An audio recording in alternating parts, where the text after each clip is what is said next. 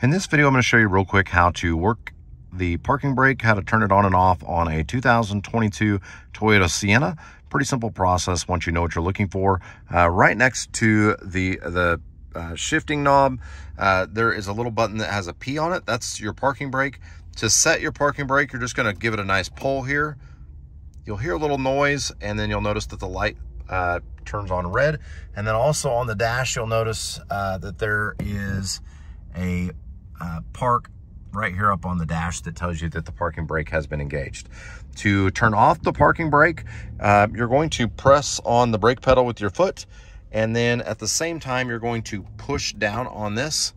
You'll hear a little noise, and then you'll notice that the parking brake now up here has been turned off. That's all there's to it.